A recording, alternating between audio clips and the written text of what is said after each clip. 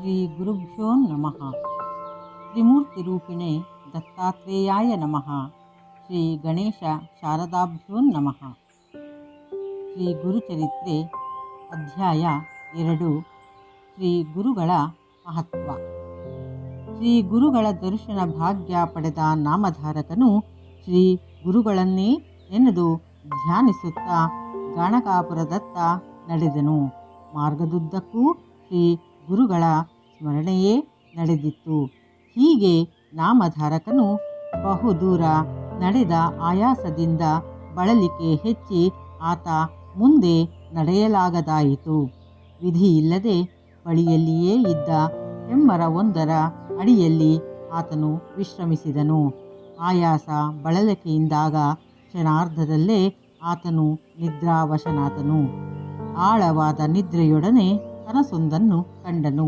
ಆತನ ಕನಸಿನಲ್ಲಿ ಭಸ್ಮಾಂಕಿತನೂ ಹುಲಿ ಚರ್ಮವನ್ನು ಉಟ್ಟವನೂ ಜಟಾಧಾರಿಯಾದ ಯೋಗಿವರ್ಯನೊಬ್ಬನು ಕಾಣಿಸಿಕೊಂಡನು. ಆ ಯೋಗಿಯು ನಾಮಧಾರಕನಿಗೆ ಭಸ್ಮವನ್ನು ಲೇಪಿಸಿ ಅಭಯ ಹಸ್ತವನ್ನು ತೋರಿದಂತೆ ನಾಮಧಾರಕನು ಕನಸಿನಲ್ಲಿ ಕಂಡನು. ಮಾರ್ಗಾಯಾಸ ಬಳಲಿಕೆ ಪರಿಹಾರವಾಗಿ ನಾಮಧಾರಕನು ನಿದ್ರೆಯಿಂದ ಎಚ್ಚೆತ್ತನು. ಕನಸಿನಲ್ಲಿ ಕಂಡ ಜಟಾಧಾರಿ ಯೋಗಿಯ ಬಗೆಗೆ ಯೋಚಿಸುತ್ತಾ ಅಲ್ಲಿಂದ ಮುಂದೆ ಹೊರಡಲು ಉದ್ಯಕ್ತನಾಗುತ್ತಿದ್ದಂತೆ ಅಚ್ಚರಿಯಿಂದ ಅಲ್ಲಿಯೇ ನಿಂತು ಸ್ತಂಭೀಭೂತನಾದನು.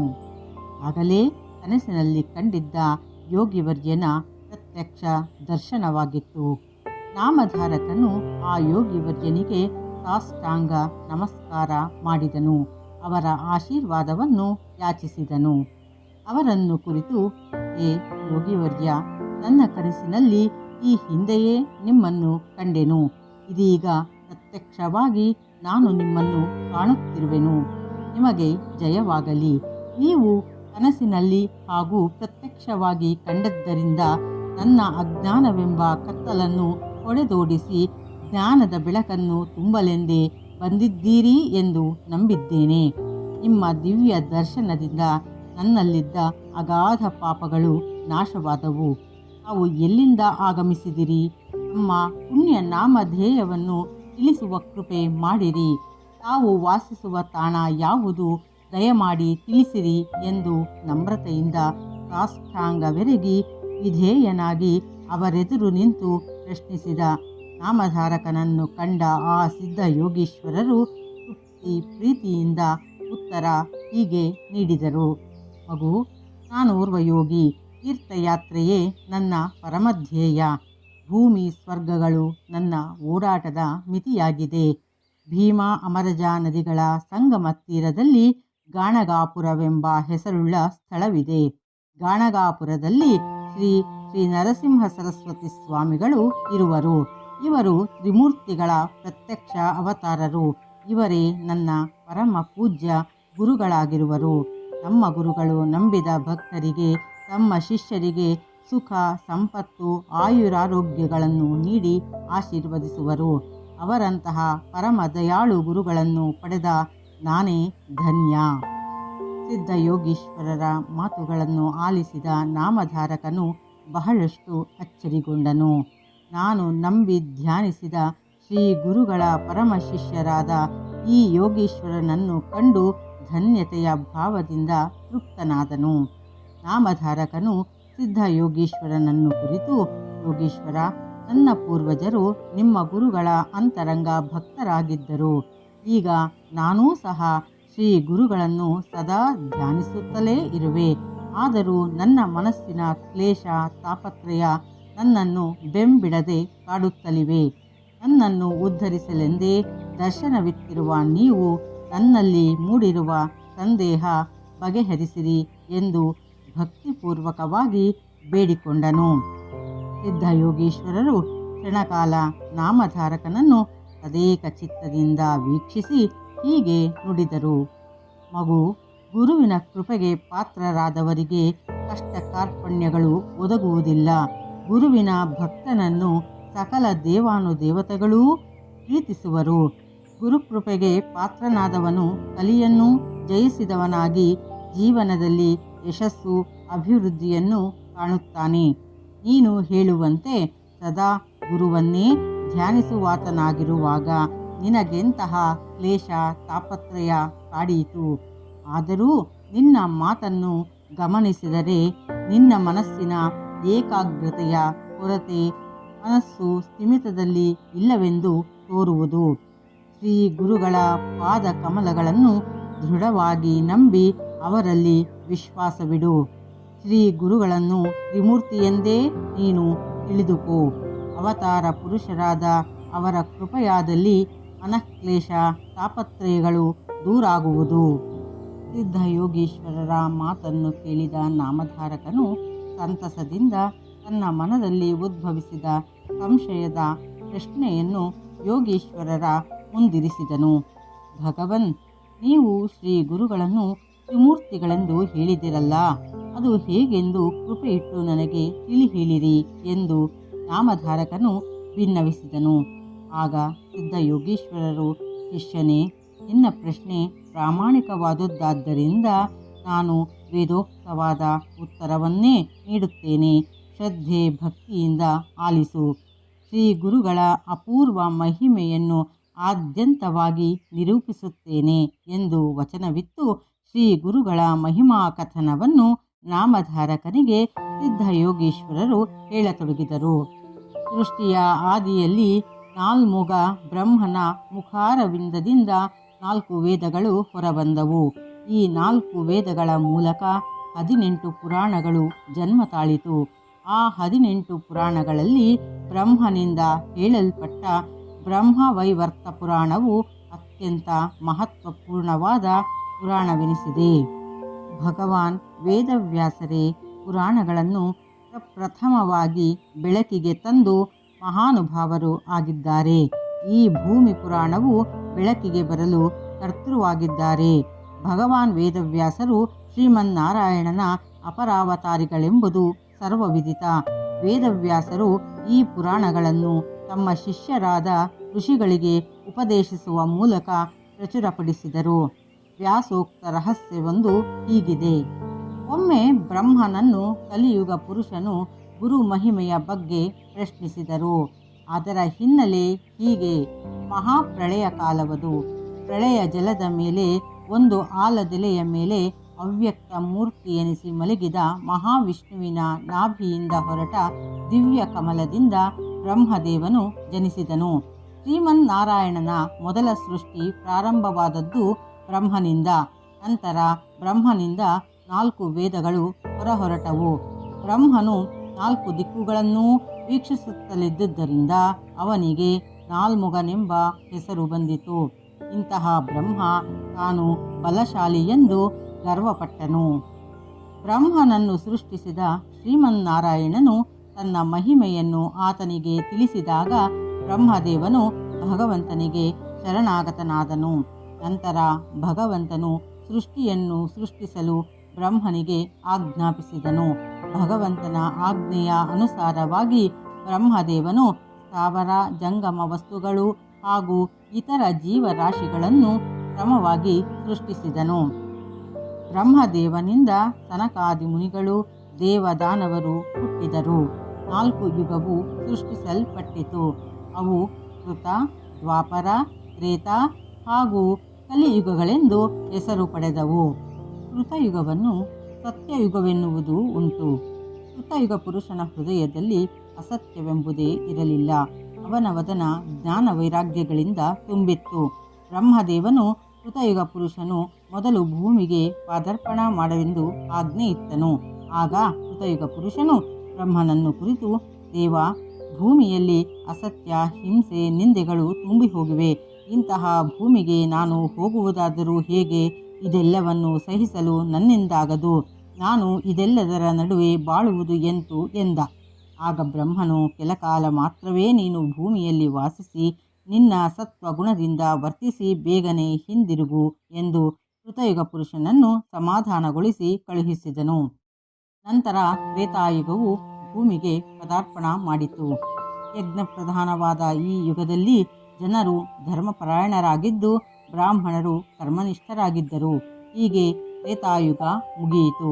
ಇದರ ಅವಧಿಯ ನಂತರ ದ್ವಾಪರ ಯುಗವು ಪ್ರಾರಂಭವಾಯಿತು. ಯುದ್ಧಗಳ ಯುಗವಾದ ದ್ವಾಪರ ಯುಗದಲ್ಲಿ ಪಾಪ ಪುಣ್ಯಗಳೆರಡೂ ಸಮಾನ ಸ್ಥಾನ ಪಡೆದುದರ ಫಲವಾಗಿ ಆ ಯುಗ ದ್ವಾಪರ ಎನಿಸಿ ತನ್ನ ಕಾರ್ಯಭಾರವನ್ನು ಕೊನೆಗೊಳಿಸಿ ಕಲಿಯುಗಕ್ಕೆ ದಾರಿ ಮಾಡಿಕೊಟ್ಟಿತು. ಕಲಿಯುಗ ಪುರುಷ ಮುಪ್ಪು ವೈರಾಗ್ಯ ಸ್ಥಿತಿಗಳಿಂದ ಕೂಡಿ ಎಡಗೈಯಲ್ಲಿ ಮರ್ಮಾಂಗವನ್ನು ಬಲಗೈಯಲ್ಲಿ ನಾಲಿಗೆಯನ್ನು ಹಿಡಿದು ಅಳುಮೋರೆ ಹೊತ್ತು ಬ್ರಹ್ಮನೆದುರು ನಿಂತು ತನಗೇನಪ್ಪಣೆ ಎಂದು ಕೇಳಿದನು. ಅವನನ್ನು ನೋಡಿ ಬ್ರಹ್ಮನು ನಸುನಕ್ಕು, ಕಲಿಪುರುಷನೇ, ನಿನ್ನ ಕೈಯಲ್ಲಿರುವುದೇನು ಎಂದು ಕೇಳಿದನು. ಆಗ ಕಲಿಯುಗ ಪುರುಷ, ದೇವ, ನನಗೆ ಯಾರ ಭಯವೂ ಇಲ್ಲ. ಲಿಂಗ ಮತ್ತು ಜಿಹ್ವೆಯ ರಕ್ಷಣೆಗಾಗಿ ಎಲ್ಲ ಲೋಕಗಳನ್ನು ಗೆಲ್ಲುವೆನು ಎಂದನು. ಅಲ್ಲದೆ ಕಲಿ ತನ್ನ ಯುಗ ಧರ್ಮವನ್ನು ಬ್ರಹ್ಮದೇವನಿಗೆ ತಿಳಿಸತೊಡಗಿದನು. ಕಲಿಯುಗ ಧರ್ಮ. ಕಲಿಯುಗದ ಗುರಿ ಧರ್ಮವನ್ನು ನಾಶ ಮಾಡುವುದು. ನಿರಂಕುಶ ಪ್ರಭುತ್ವ ಜೊತೆಗೆ ನಿದ್ರಾ, ಪರಸ್ತ್ರೀಯರತ್ತ ಗಮನ ಹರಿಸುವುದು, ಪರರ ಸ್ವತ್ತನ್ನು ಅಪಹರಿಸುವುದು, ಮತ್ಸರ ಇವು ಯುಗಪುರುಷನ ಗೆಳೆಯರಾದರೆ ಕಪಟ ಸನ್ಯಾಸಿಗಳು, ಹೊಟ್ಟೆ ತುಂಬಿಸಿಕೊಳ್ಳುವ ಜನರು ಅವನಿಗೆ ಆಪ್ತರು. ವಿದ್ಯಾವಂತರು, ಸತ್ಯವಂತರು, ಪುಣ್ಯಾತ್ಮರು, ಗುಣವಂತರು ಆತನಿಗೆ ಪರಮಶತ್ರುಗಳು. ಕಲಿಯುಗ ಪುರುಷನು ತನ್ನ ಯುಗ ಧರ್ಮವನ್ನು ವಿವರಿಸಿದಾಗ ಬ್ರಹ್ಮದೇವನು ಹೇಳುತ್ತಾನೆ, ಕಲಿಪುರುಷನೇ, ನಿನ್ನ ಯುಗದಲ್ಲಿ ಮನುಷ್ಯನ ಆಯಸ್ಸು ಬಹಳ ಕಡಿಮೆ. ನಿನ್ನನ್ನೂ ಮೀರಿ ನಿಂತ ಬ್ರಹ್ಮಜ್ಞಾನಿಗಳು, ತಪಸ್ವಿಗಳು ಈ ಯುಗದಲ್ಲಿ ಬೇಗ ಫಲ ಹೊಂದಲಿ. ಅವರಿಗೆ ನೀನು ಸಹಾಯಕನಾಗಿರು ಎಂದನು. ಬ್ರಹ್ಮನ ಮಾತನ್ನು ಕೇಳಿದ ಕಲಿಯು, ಏ ದೇವ, ಭರತಖಂಡದಲ್ಲಿ ಪುಣ್ಯಕ್ಕೆ ಪ್ರಧಾನ ಸ್ಥಾನಮಾನಗಳಿವೆ. ಅಲ್ಲಿ ನನ್ನ ಆಟಗಳ್ಯಾವುವೂ ನಡೆಯಲಾರವೇನೋ ಎಂಬ ಭಯ ಆತಂಕಗಳು ನನಗೆ ಉಂಟಾಗಿದೆ ಎಂದನು. ಅದಕ್ಕೆ ಬ್ರಹ್ಮದೇವನು, ನೀನು ಕಲಾತ್ಮನನ್ನು ಸಹಾಯಕನಾಗಿ ನಿನ್ನ ಜೊತೆ ಕರೆದೊಯ್ದಲ್ಲಿ ಜನರ ಧಾರ್ಮಿಕ ಬುದ್ಧಿ ನಶಿಸಿ ಪಾಪ ಬುದ್ಧಿ ಹುಟ್ಟುತ್ತದೆ ಎಂದನು. ಭೂಮಿಯಲ್ಲಿ ಭಗವಂತನ ಭಕ್ತರ ಸಂಖ್ಯೆ ಹೆಚ್ಚಾಗಿದೆ. ಭಗವಂತನ ಭಕ್ತರು ನನ್ನ ಶತ್ರುಗಳಾಗುವರು. ಅವರ ಮುಂದೆ ಖಂಡಿತವಾಗಿಯೂ ನಾನು ನಿಲ್ಲಲಾರೆನು ಎಂದು ಕಲಿಯು ಭಯಪಟ್ಟನು. ಆಗ ಬ್ರಹ್ಮನು ಕಲಿಪುರುಷನಲ್ಲಿ ಧೈರ್ಯವನ್ನು ತುಂಬಿ, ಕಲಿ, ನೀನು ಹೀಗೆ ಭಯಪಟ್ಟು ಚಿಂತೆಗೊಳಗಾಗುವುದು ಸರಿಯಲ್ಲ. ಏಕೆಂದರೆ ಭೂಮಿಯಲ್ಲಿ ಪುಣ್ಯಶಾಲಿಗಳು ಬಹಳ ಕಡಿಮೆ. ಕಲಿಪ್ರಭಾವವನ್ನು ತಡೆದುಕೊಳ್ಳುವ ಶಕ್ತಿ ಜ್ಞಾನಿಯೊಬ್ಬನಲ್ಲಿ ಮಾತ್ರವಿದೆ. ಸಾಧು ಜನರ ಹೃದಯದಲ್ಲಿ ಸಾತ್ವಿಕ ಭಾವನೆ ಇರುವುದರಿಂದಾಗಿ ಅವರಿಗೆ ಯಾವುದೇ ದೋಷಗಳು ಅಂಟುವುದಿಲ್ಲ. ನಿನ್ನ ಯುಗದಲ್ಲಿ ಹರಿಸ್ಮರಣೆ, ಗುರುಸೇವೆ, ಶಿವಭಕ್ತರು ಹಾಗೂ ತುಳಸಿ ಭಕ್ತರಿಗೆ ಧರ್ಮವನ್ನು ನಿಷ್ಠೆಯಿಂದ ಪಾಲಿಸುವವರಿಗೆ ನಿನ್ನ ಬಾಧೆ ತಟ್ಟುವುದಿಲ್ಲ.